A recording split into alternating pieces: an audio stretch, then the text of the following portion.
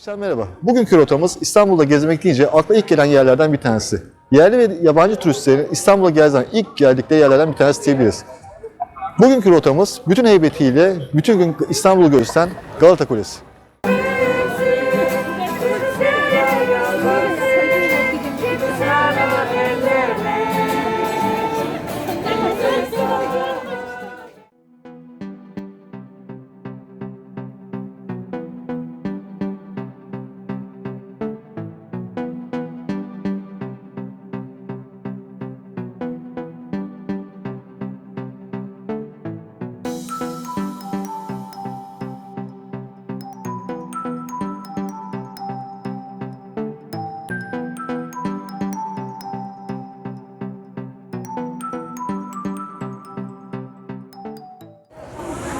Galata Kulesi'nin en büyük efsanelerinden bir tanesi de Hazarfen Çelebi'dir.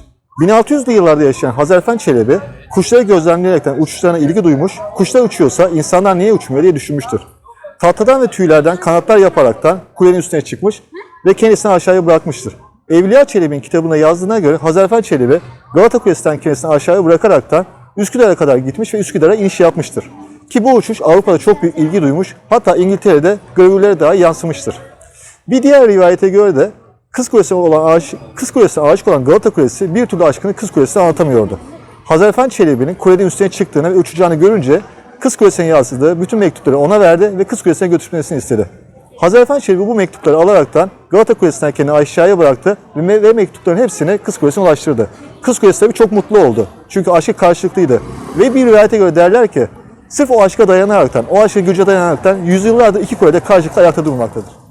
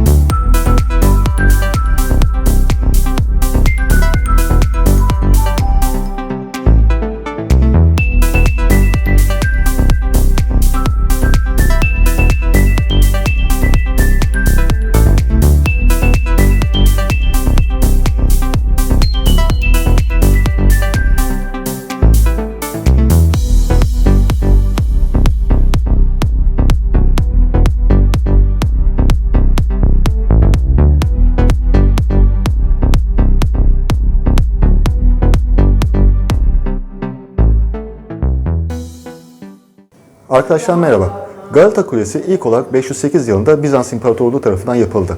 Osman Kule ahşaptan yapılmıştı. Avrupa'dan gelen Latin istilaları sırasında kule yerli bir olmuş ve 1200'lü yıllarda buraya gelip koloni kuran Cenevizliler tarafından dökme taş olarak tekrar yapılmıştır. O zaman Cenevizliler burada kurdukları koloni ismini Pera koymuşlardı. Yani bugünkü Beyoğlu'ndaki Pera'nın ismi buradan gelmektedir. Daha sonra 1348 yılında kule tekrar yıkılmış ve tekrar onarılmıştır. İstanbul'un fethinden sonra Cenevizliler hiçbir itiraza bulunmadan buradaki koloni anahtarını Fatih Sultan Mehmet'e teslim etmişler ve Osmanlılar tarafından kule tekrar inşaya alınmıştır. Bu kule dediğim gibi o kadar şanslı bir kuledir ki hemen hemen her yüzyılda bir başına bir felaket gelmekteydi. Mesela bunlardan bir tanesi 1509 yılında Küçük Kıyamet diye adlandırılan Büyük İstanbul depreminde İstanbul gibi Galata Kulesi de yerli bir olmuş ve tekrar onarılmıştır. Galata Kulesi Osmanlılar zamanında yangın gözleme evi olarak da kullanılmıştı. O zamanki mimaride bütün evler ahşap olduğu için bir yangın çıktığı takdirde bütün şehri yok etme tehlikesi vardı. Kulenin üzerinde gözetleyiciler bekler, gece boyunca nöbet tutarlar. Eğer herhangi bir yangın görülürse özel yapılmış büyük davulları da bütün şehre haber verirlerdi. Yalnız o kadar trajikomiktir ki yangın gözetleme kulesi olarak yapılan bu Galata Kulesi 2 defa yangında yanmış ve kendisini dahi koruyamamıştır. Galata Kulesi'nin şanssızlıkları, çilesi bunlarla da bitmiyordu. 2 defa yangında yanan, 2 defa depremle yerle bir edilen, çeşitli istilalarda, savaşlarda tahrip olan Galata Kulesi 1800'lü yıllarda da çıkan büyük bir fırtınada kulenin üstteki kubbe uçmuştu. Uzun süre kubbesi olarak hizmet veren Galata Kulesi daha sonra Osmanlı zamanında tekrar kubbe yapılarak da bugünkü halini almıştır.